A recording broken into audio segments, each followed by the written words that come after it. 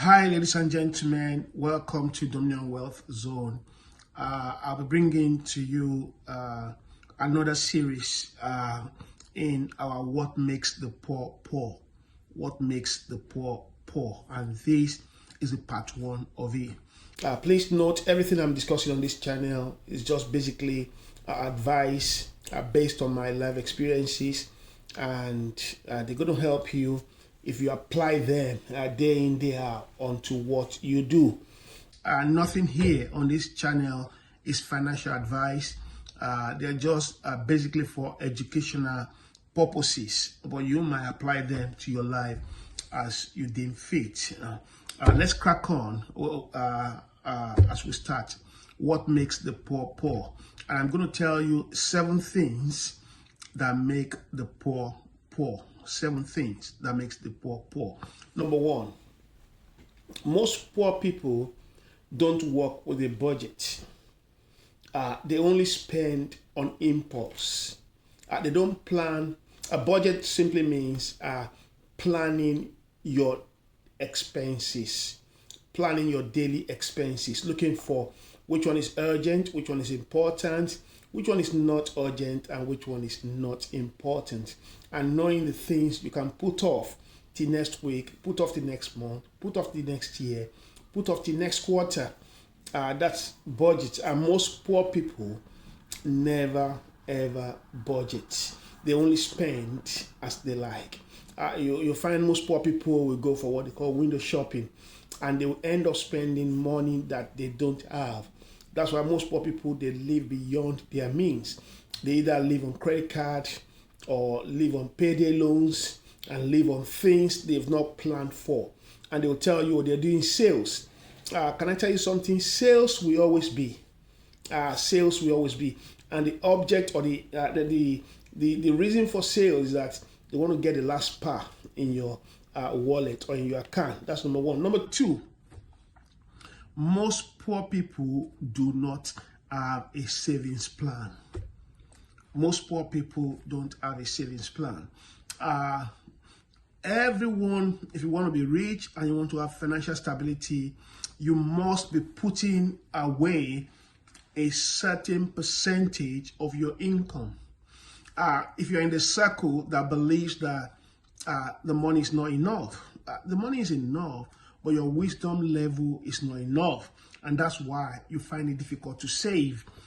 So most poor people do not save. They don't have a savings plan. And that's why they're poor. Number 3, most poor people do not put their skills to work. That they depend on getting paid either weekly or monthly. Meanwhile, they have skills that they could put to work, and with these skills, they can have an extra income. Your skills could be making hair, making dresses, like talking. Now that's a skill. And some people, they can talk, but they refuse to do it. Your skills could be organizing party, be an event manager. Your skills could be writing, could be singing, it could be engineering, it could be plumbing, it could be being an handyman. You need to put your skills to work if you really want to break the poverty edge. So they don't put their skills to work. When I sit down with people who struggle financially, and I do an assessment with them, tell them, look, you've got these skills in your life, but you're not putting it to work. You've got social media skills.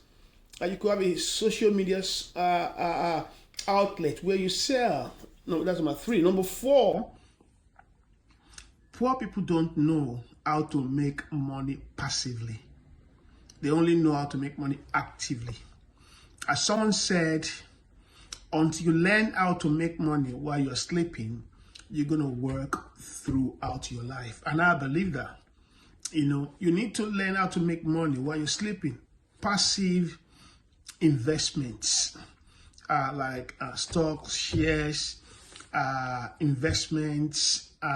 There's a lot of passive way of making money, but most poor people don't know it, or they are not involved in it. So you need to learn how to make money passively while you're not working. Number 5, most poor people do not realize that wealth is built step by step. And that's why most poor people end up in the hands of fraudsters. Because once they are promised, you're going to invest 1,000 and you get 10,000 in 1 week. They put their money into it because it looks sweet. You understand? So they don't know that wealth is built step by step. One after the other, you build your wealth. Rome was not built in a day. It takes time. So most poor people don't know that wealth is built step by step. Number 6, most poor people don't know that for you to become wealthy, you need to have multiple streams of income. You can never have one income and become wealthy. Probably you have your salary. I call it manifold source of income.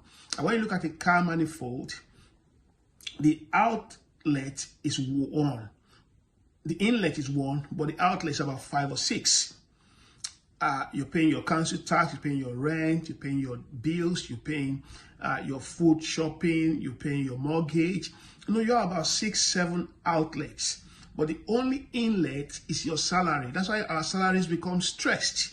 So you need a manifold or multiple streams of income before you can become wealthy. So most people, poor people, don't know that.